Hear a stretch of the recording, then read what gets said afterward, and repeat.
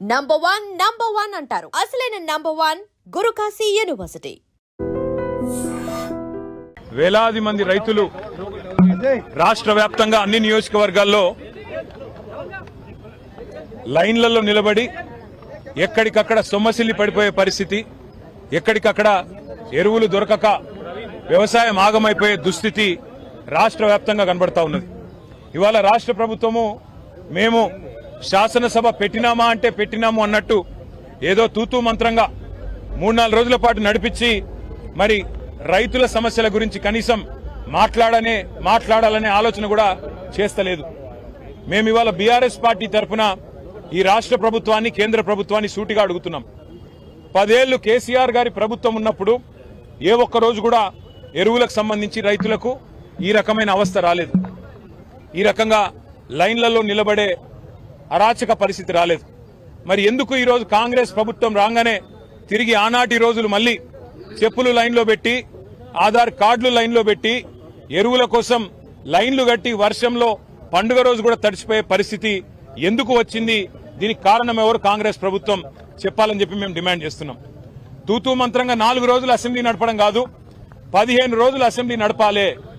రైతుల అన్ని సమస్యలు, వర్షం అధిక వర్షం వల్ల, వరదల వల్ల ఇవాళ పంట నష్టపోయిన రైతుల గురించి గాని, ఎరువులు సకాలంలో మీరు ఇవ్వలేకపోవడం వల్ల బ్లాక్ మార్కెటింగ్ కాంగ్రెస్ నాయకులు ఎవరైతే చేస్తున్నారో, యూరియా మాఫియా ఎవరైతే కాంగ్రెస్ నాయకులు చేస్తున్నారో వాళ్ళ వల్ల రైతులు పడుతున్న అవస్థల గురించి కూడా బ్రహ్మాండంగా సుదీర్ఘంగా చర్చించే అవకాశం ప్రభుత్వం ఇవ్వాలి. దాంతో పాటు ఇవాళ రాష్ట్ర వ్యాప్తంగా నెలకొని ఉన్న వ్యవసాయ సంక్షోభం మీద కూడా మాట్లాడే అవకాశం ఇవ్వాలి, చర్చ ఖచ్చితంగా పెట్టాలి.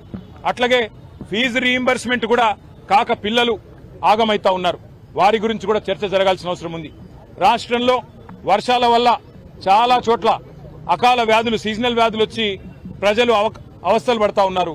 దాని గురించి కూడా సుదీర్ఘంగా చర్చ జరగాల్సిన అవసరం కూడా ఉంది. కేవలం 1-2 మీకు అనుకూలంగా ఉండే అంశాలు మాట్లాడుకొని దానిలో మైకు మీద కట్టు కాదు కాబట్టి, మాకు మైక్ ఇయ్యరు కాబట్టి మమ్మల్ని ఇష్టం వచ్చినట్టుగా దూషించి పైశాచికానందం పొందుతామంటే దానికోసం కాదు అసెంబ్లీ సమావేశాలు. అసెంబ్లీ సమావేశాలు ప్రజల సమస్యలు చర్చించడానికి, ప్రజల సమస్యలను ప్రభుత్వ దృష్టికి ప్రతిపక్షం తీసుకురావడానికే పెడతారు. కాబట్టి అన్ని అంశాలు సాకల్యంగా చర్చించాలి అంటే 15 రోజుల పాటు ఖచ్చితంగా చర్చ జరగాలి. అర్థవంతమైన చర్చ జరగడానికి బీఆర్ఎస్ ఎప్పుడు కూడా ముందుంటది. అన్ని విషయాలు, కాళేశ్వరం మీద మీరేసిన కమిషన్ తో సహా, అది పీసీ ఘోష్ కమిషన్ కాదు, పీసీసీ కమిషన్ అది. కాబట్టి ఆ పీసీసీ కమిషన్ రిపోర్ట్ తో సహా, తప్పుల తడక లాంటి ఆ నివేదికతో సహా అన్నిటి విషయంలో కూడా మా పార్టీ పూర్తి స్థాయిలో మా వైఖరిని కుండబద్దలు కొట్టినట్టు చెప్తాం. కానీ ముఖ్యం, ఇవాళ మనం రాజకీయంగా ఒకరి మీద ఒకరు దూషించుకోవడం, నిందలు వేయడం కాదు. అన్నిటికన్నా ముఖ్యం, 70 లక్షల మంది రైతులు ఇవాళ అవస్థల్లో ఉన్నారు. మీరు రైతు బంధు ఇయ్యరు, రుణమాఫీ చేయరు, సకాలంలో ఎరువులు ఇయ్యరు, విత్తనాలు ఇయ్యరు, ఆఖరికి రైతులు ఆత్మహత్యలు చేసుకునే పరిస్థితి, 600 మంది చచ్చిపోయే పరిస్థితిని కాంగ్రెస్ ప్రభుత్వం కల్పించింది. అందుకే ఈ ఎరువుల విషయంలో కేంద్ర ప్రభుత్వ వైఫల్యమా, రాష్ట్ర ప్రభుత్వ వైఫల్యమా, అదేవిధంగా రాష్ట్రంలో 2 లక్షల ఉద్యోగాల విషయంలో కూడా మీరిచ్చిన మాట తప్పి ఏదైతే తెలంగాణ యువతను మోసం చేస్తున్నారో వాటి విషయంలో గాని, 6 గ్యారంటీల చట్టబద్ధత విషయంలో గాని, అన్నిటి విషయంలో తప్పకుండా పూర్తి స్థాయి చర్చ జరగాలి అంటే 15 రోజుల పాటు కనీసం శాసనసభ నడపండి. ఇంకా 15 రోజుల కంటే ఎక్కువ నడుపుతామంటే కూడా మేము సహకరించడానికి సిద్ధంగా ఉన్నామని చెప్పి ప్రభుత్వానికి మేము డిమాండ్ చేస్తూ, ఎరువుల విషయంలో మేము తప్పకుండా వాయిదా తీర్మానాలు కూడా ఇస్తాం. 2 లక్షల ఉద్యోగాల విషయంలో కూడా వాయిదా తీర్మానాలు ఇస్తాం. ప్రభుత్వం నుంచి స్పష్టమైన సమాధానం రాబట్టే ప్రయత్నం కూడా చేస్తాము. ప్రభుత్వం ముందుకొచ్చి సమాధానం చెప్తే సరే, లేదంటే నిలదీస్తాం. ప్రతిపక్షంగా మా బాధ్యత మేము పూర్తి స్థాయిలో నిర్వర్తిస్తామని చెప్పి తెలియజేస్తూ జై తెలంగాణ.